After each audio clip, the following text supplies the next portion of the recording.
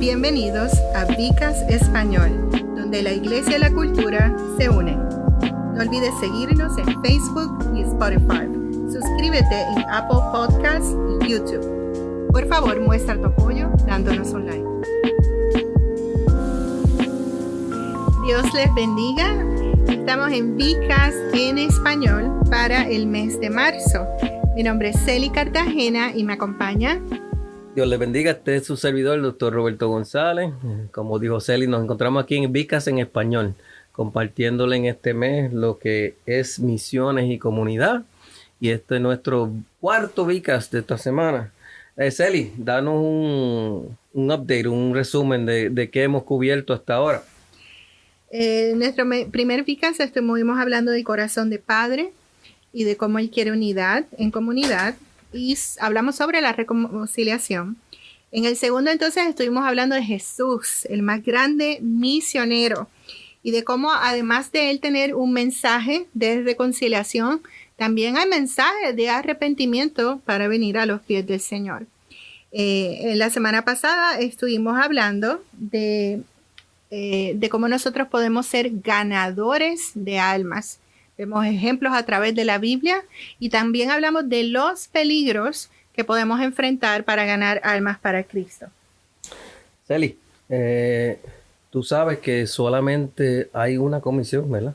Solo una. Solo una comisión. En la Biblia no dice, no nos dan varias comisiones, hay una sola comisión y nosotros pues como es la única y la más grande lo llamamos la más grande comisión. Es el llamado principal que hay sobre todo creyente. O sea, todo creyente está llamado a ganar almas, a predicar el evangelio, y pues a ir por el mundo y predicar el evangelio. Y pues hablamos un poquito acerca de eso, pues saber que las misiones y la comunidad están al centro mismo de lo que es Dios. El Padre, el Hijo y el Espíritu Santo desean comunidad, desean relación y desean proclamación de lo que es este mensaje, este evangelio.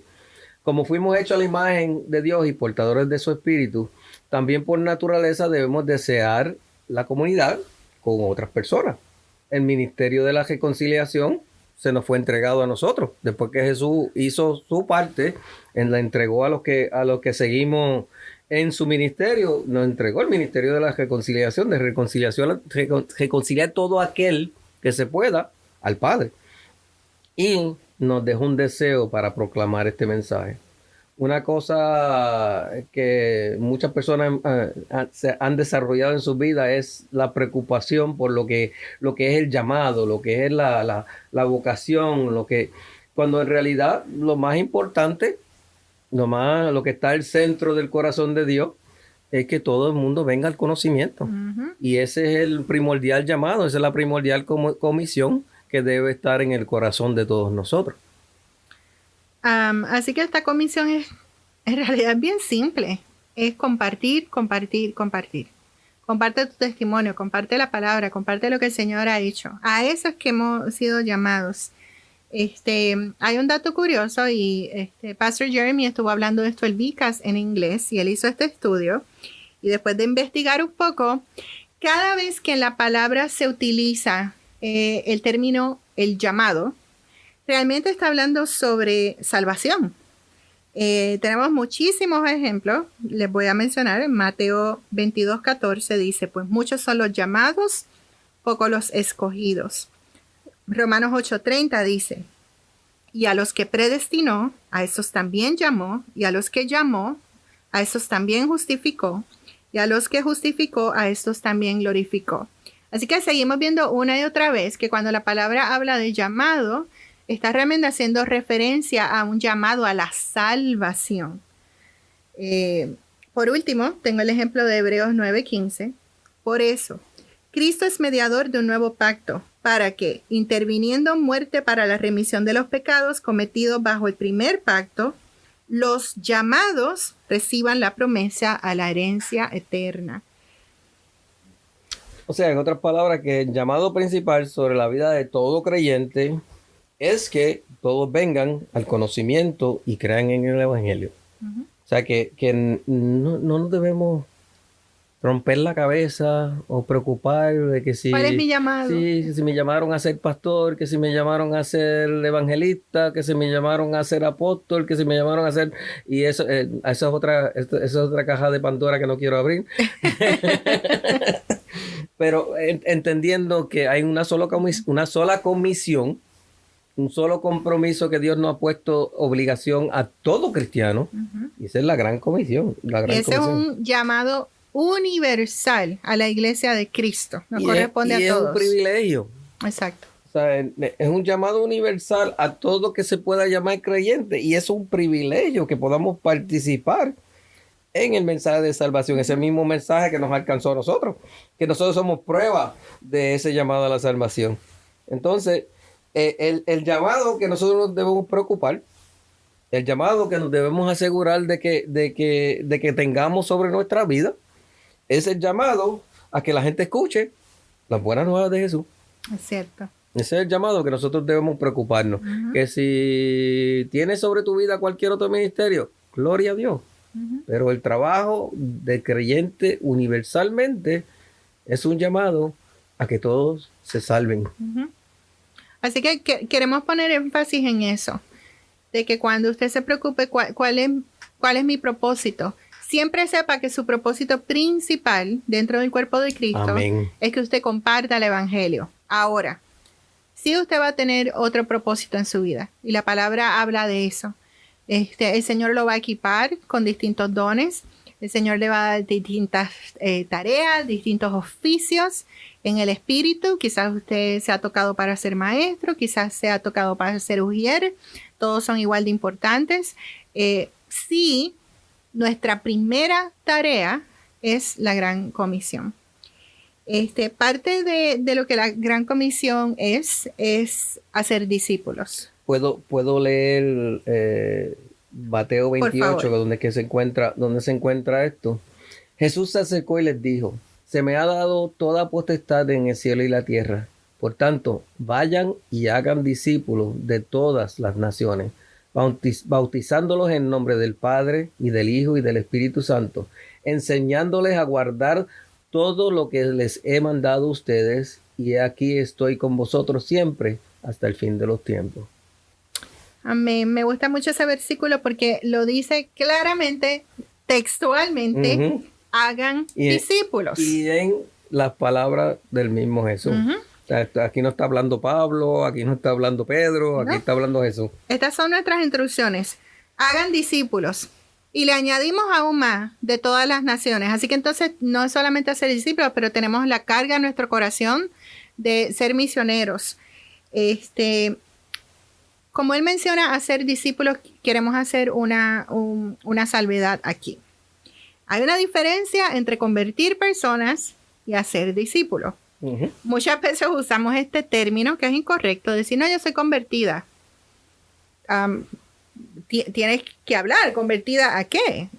Y la realidad es que ese término en el pasado se volvió muy religioso, muy legalista. Están los convertidos versus los impíos. Y la realidad es que nuestro propósito tiene que ser no convertir a las personas. Eso es obra del Espíritu Santo. ¿Eso es así? Nuestro propósito es hacer discípulos. El que cambia, el que hace la metanoia de la cual tanto hablamos la otra vez, no somos nosotros. Nosotros somos llamados a hablar compartir la palabra. Hablar la palabra. Y entonces el Espíritu Santo es el que convierte. Así que nosotros tenemos que hacer... Yo ni me acuerdo cuál fue la predicación que yo escuché el día que yo acepté a Cristo como mi Señor. Yo sé que fue un Viernes Santo en una iglesia que estaba en un servicio de Viernes Santo, pero no me acuerdo del contenido de la predicación. Y más aún, no me acuerdo cómo llegué al frente. Algo ocurre en el corazón de un pecador, entonces el Espíritu Santo comienza a obrar. Eso no podemos tener parte nosotros, pero sí podemos compartir el mensaje. Y ahí está la diferencia bien grande entre un convertido y un discípulo. Voy a traer este versículo de la Biblia para mostrarle lo que sería un convertido, según la palabra. O otra palabra para eso, un prosélito. Prosélito. Dice Mateo 23:13. Mas ay de vosotros, escribas y fariseos hipócritas, porque cierras el reino de los cielos en el rostro de la gente, porque ustedes no entran ni dejan entrar a los que quieren entrar. ¡Ay de ustedes, escribas y fariseos hipócritas! Porque viajan por mar y tierra para hacer un solo prosélito, un solo convertido. Y cuando él se convierte en prosélito, lo convierten en 2 veces más hijo del infierno que ustedes. Wow, difícil palabra esa. Palabras duras de nuestro Señor Jesucristo. Pero aquí está la diferencia. El Señor tuvo discípulos y los fariseos tenían convertidos. Corrígeme si me equivoco. Hay como una connotación de que la persona cuando se convierte hasta cierto punto sigue al que lo convirtió, o sigue el mensaje, o siguen reglas. Sigue una, y ahí es donde está el peligro. Y eso es uno de los problemas con muchas religiones, como que todos son unas reglas donde tú tienes que conformar o aplacar la ira de Dios. Un Dios difícil que necesita que tú hagas 20,000 cosas para que él se sienta, para que se aplaque su ira. Exacto. En contra tuya, porque si no, pues viene un rayo del cielo y cuando nosotros, pues, los cristianos vemos que lo que nosotros tenemos es una relación con el Padre, una relación con Dios. Y en esa relación mayormente se mueve nuestro agradecimiento por no haber recibido lo que nos merecíamos, que era la muerte, por no haber recibido lo que se supone que se nos hiciera. Y en ese mover se nota la diferencia de por qué hacemos las cosas y cómo las hacemos. Exacto. Yo me siento feliz, orgullosa Amén. Y agradecida de ser parte de Viva Church. Una comunidad de fe en donde no queremos convertir a la gente. Queremos hacer discípulos. Más adelante vamos a estar hablando sobre los Grow Groups. Esa es nuestra visión y nuestra misión. Es cierto. Y este asunto de convertir personas, déjenme decirle, ha habido muchas personas, yo soy una de ellas, que han sido terriblemente heridas por un evangelio distorsionado. Terriblemente heridas al punto de que muchas se han apartado del Señor. Por una doctrina... falsas. Doctrina de hombre. ¿Ya? Religiosidad. Sí. Así que ese es el gran peligro de tratar de convertir a la gente. Le predicamos del Señor, pero entonces después les decimos que no se pueden afeitar, no se pueden pintar el pelo, que la falda tiene que ir a cierto largo, que tienen que llevar la Biblia debajo del hombro. Si tu Biblia digital no es la misma, tiene que ser cierta versión, la que tú usas del diablo. Y entonces dejamos de compartir lo importante que es este mensaje de esperanza y entonces comenzamos a añadirle tanta carga. Pero es que eso es lo que hacían los fariseos. Exacto. Los fariseos le cogieron la ley de Dios, que era una ley santa y perfecta. Y dice que era buena para nosotros. Por eso, y no eran volúmenes y volúmenes de ley. No. Lo convirtieron en volúmenes y volúmenes de ley. Y nosotros podemos correr el riesgo de llegar a lo mismo para tratar de controlar a las personas. Esto se llama abuso religioso. Así que, ¿cómo se ve entonces discipular a alguien? Mira la diferencia. Un discípulo es un cristiano que está seguro de su salvación. Amén. No tiene temor del Señor. Y que no está viviendo la amenaza de que va a perder la salvación. No. Y es activado y motivado por el Espíritu Santo que vive en él. Un discípulo es alguien que está creciendo en la gracia y el conocimiento del Señor y Salvador. Amén. Desea aprender, desea saber de la palabra, desea estudiar. Y el Espíritu Santo le va ampliando todo ese conocimiento y toda esa hambre. Amén. Y por tercero, un discípulo es alguien que comparte la carga de Cristo. Y la Biblia menciona esto es una carga liviana. Esto es, de hecho, un privilegio cargar la cruz de Jesús por las almas perdidas de los hombres y mujeres. Cuando la palabra habla de que compartimos la carga de Cristo, créame que esto, yo les puedo testificar que esto es una obra del Espíritu. Cuando usted se convierte, usted tiene mucho gozo, alegría, usted quiere testificar. A medida que usted va creciendo y madurando espiritualmente, el Señor va a poner un dolor en usted. Dolor por las personas que se pierden. Y esto lo va a motivar a hacer cosas extremas por el Señor. Quizás usted esté cansado, quizás usted esté envuelto en muchos ministerios, tenga que hacer un balance extremo en su familia, tenga que comprometerse. Esto no es fácil, servirle al Señor no es fácil, no vamos a mentirle, pero es un gozo tan grande el saber de que uno puede hacer una diferencia en una vida que necesita al Señor. Así que cuando el Señor comienza a poner esta carga, la misma carga que sintió Jesucristo, cuando usted sienta eso en su corazón, miren, créame, esto es un llamado hermoso y especial. Amén. Para que usted comience a servir activamente. Mis primeros pasos desde que vine al Evangelio fue de evangelista. Y fue por eso, porque yo necesitaba, sentía esa necesidad de que todo el mundo supiera lo que Dios había hecho en mi vida y que vivieran ese mismo gozo, esa misma experiencia. Y muchos años de los primeros pasos en el Evangelio fueron haciendo el trabajo de evangelista, como le dice Pablo a Timoteo. Y hablando de eso, pues estamos hablando de diferentes cosas que Dios nos equipa, de que nos equipa para hacer una labor, de que nos llama para llevar el Evangelio, para ser discípulos, para llevar la gran comisión, porque esa es la gran comisión, hacer discípulos. Hacer discípulos. Y entonces, pues, hablaremos un poquito de los dones versus de lo que Dios, a qué Dios nos llama. Uh-huh. Y el llamado a Dios de nuestras vidas, según la gran comisión, es eso, hacer discípulos. Y entonces, ya tú has dicho muy bien de cómo se ve eso, cómo se ve desde la perspectiva de la iglesia, cómo se ve desde la perspectiva de la palabra, cómo se ve eso de ser discípulos. Y los dones no son otra cosa que regalos o herramientas que Dios nos da para capacitarnos.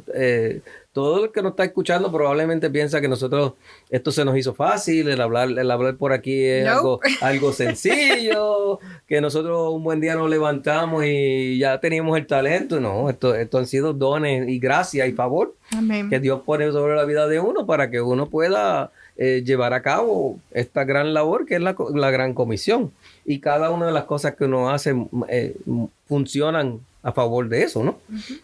Y podemos leer en 2 de Timoteo desde el verso 1, del verso 5, perdóname. Me acuerdo de tu fe sincera que habitaba primero en tu abuela Loida y en tu madre Eunice. Y estoy convencido de que también está en ti. Por eso les recuerdo que aviven el fuego del don de Dios que está en ustedes por la imposición de mis manos.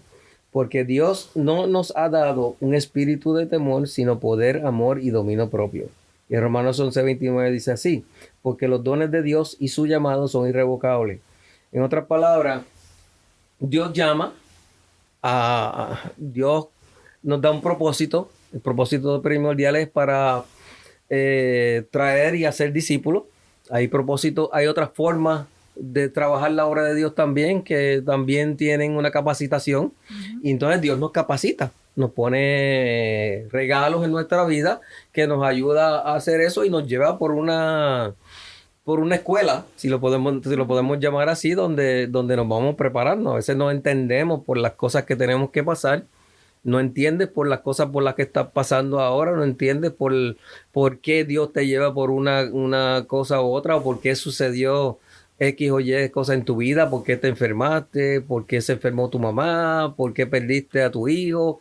Muchas veces uno no entiende nada de eso y muchas veces son parte de las cosas que Dios puede usar para capacitarte, para que tú puedas testificar y para que tú puedas llevar el testimonio y el don de llevar la palabra a otras personas, porque esto es un don, esto no es algo que ¿sabes? Tú puedes no proviene de nosotros. Tú puedes ir a la universidad, tú puedes ir al instituto, tú puedes aprender de la palabra, pero nada de eso te enseña a exponer la palabra. Exacto. Nada de eso realmente te prepara en el sentido de la parte espiritual, uh-huh. de la lucha espiritual y de lo que tú tienes que hacer y del propósito personal. Uh-huh. O sea, la enseñanza es muy buena. Yo tengo educación, o sea, y la educación es buena, pero esa educación es solamente parte de lo que te prepara para lo que realmente el lugar donde Dios te va a poner y las cosas que tienes que hacer para el Señor. ¿Tienes alguna opinión acerca de eso, Celi? Bueno, quiero recapitular un poco lo que hemos estado hablando. Y hoy hablamos sobre la gran comisión, ese llamado que tenemos cada uno de nosotros a ser discípulos. Es muy hermoso cuando dice que los dones son irrevocables. Así que este regalo que el Señor nos da a cada uno, y Él es el que lo reparte, esto no hay forma de conseguirlo por nosotros mismos. El Espíritu reparte como Él desea. Pero este don se usa para beneficio de la iglesia. Amén. Y para nosotros hacer discípulos. Quiero hablar ahora de algo interesante. En el Vicas pasado hablamos de que Jesús era en el segundo Vicas, Jesús era el más grande misionero. Y entonces en el tercero hablamos de ganar almas. Y esto pone un reto bien grande en nuestras manos. Nosotros tenemos que ahora predicar a las almas y tenemos que ser como Jesús y tenemos que ser grandes misioneros. Y créanme, esto puede ser intimidante para cualquier persona. Si lo miramos desde el punto de vista humano, yo podría decir, yo no soy como Jesús, yo no soy la más grande misionera, yo no sé cómo yo voy a predicar a las almas. Mire, esto es un complejo de inferioridad, porque nosotros nos estamos viendo a nosotros mismos, obviamente con ojos humanos, y no estamos teniendo la mente de Cristo. Él mismo dijo, más grandes cosas que yo haría. Haremos en su nombre. Así que, para que usted tenga una idea, y esto le dé paz a su corazón, el más grande misionero, Jesús, nunca viajó más de 200 millas desde el lugar donde nació. Así que ahí se mantuvo en su área, bastante local. Bueno, caminó mucho, pero no todos han sido llamados a ir a otros países. Bendecimos a los que se le ha llamado se le ha dado ese llamado especial.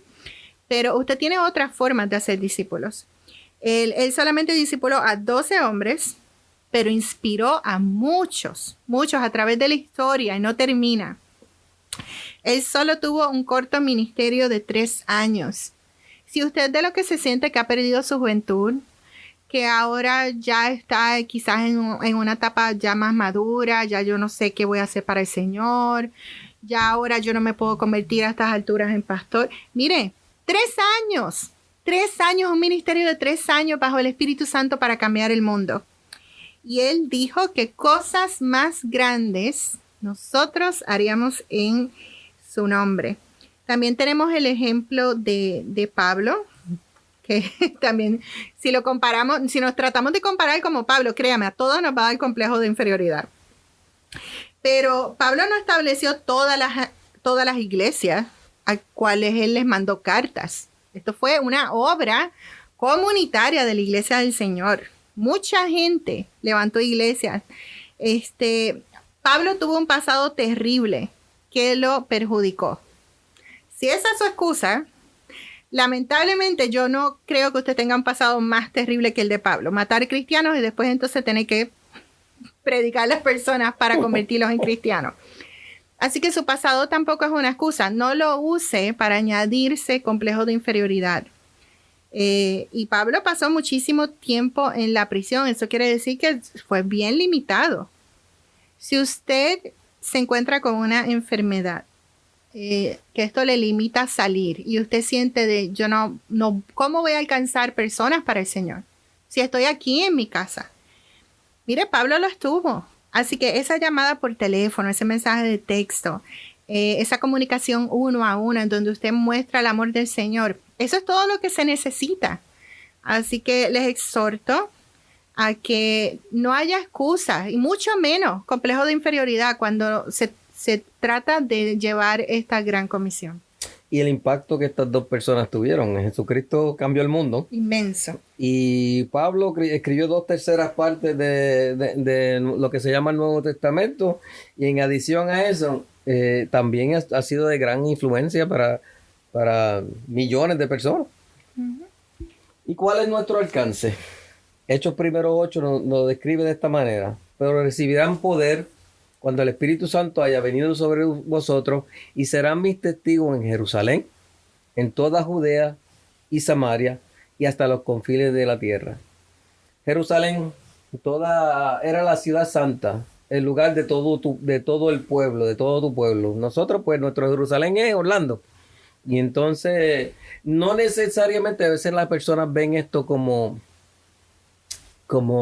una fórmula de cómo se supone que se predique, una fórmula no, esto es mayormente cuáles son los círculos de influencia que tú puedes tener y cuáles son los círculos de influencia a los cuales se puede llevar el evangelio. Y no todo el mundo, quizás, no todo el mundo está llamado a Jerusalén, no todo el mundo está llamado a Judea, no todo el mundo está llamado a Samaria, y como tú muy bien dijiste anteriormente, no todo el mundo está llamado a ir a los confines de la tierra.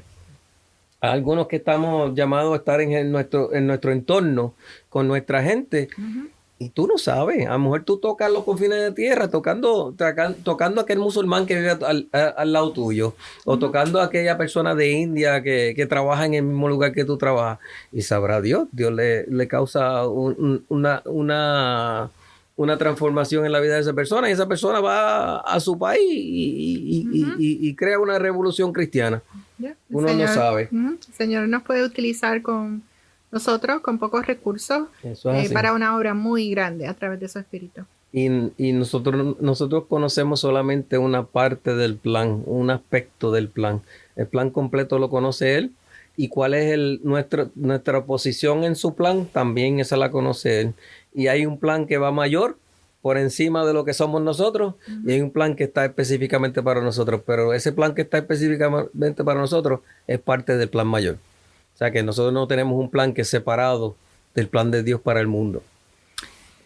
Judea era la región que rodeaba todo Jerusalén, el lugar más amplio de tu pueblo. Samaria era la región fuera de Judea, el lugar de los enemigos, o sea, más allá de tu área de confort, más allá de donde tú te sientes cómodo.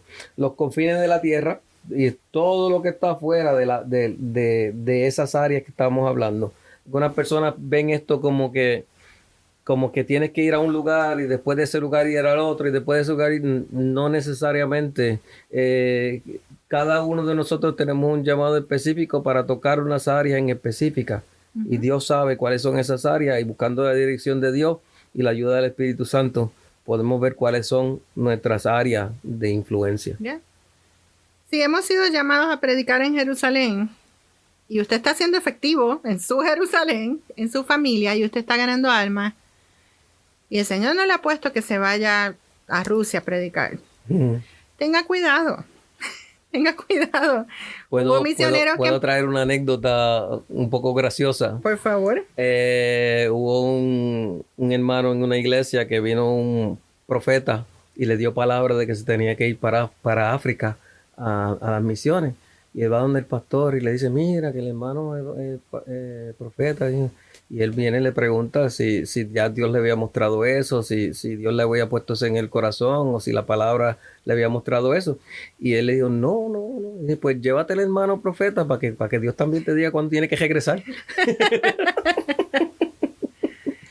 La realidad es que sabemos que los misioneros que son llamados a los confines de la tierra están bajo un proceso bien intenso con el Señor. Sí, amén. Tiene que aprender un idioma nuevo, él tiene que dejar su familia, dejarlo todo. Aquí en la iglesia tenemos una familia así, no voy a mencionar su nombre, pero uno puede ver el alcance. No todos hemos sido llamados a los confines de la tierra, pero todos podemos aportar. Y tenemos influencia en esos lugares, porque al tenerlos a ellos y nosotros ser parte de ellos, indirectamente estamos influenciando en ese lugar. ¿Cómo lo hacemos indirectamente? Sus ofrendas. Las ofrendas a misiones son necesarias. Es importante que no solamente usted tenga su diezmo y su ofrenda, pero que usted tenga el corazón en las misiones y haga un esfuerzo extra en poder enviar misioneros a donde el Señor no le ha dado todavía a usted permiso a ir. Así que estamos hablando de cómo hacer discípulos, y esta es nuestra última parte. ¿Cuáles serían estrategias para centrarnos en nuestra misión?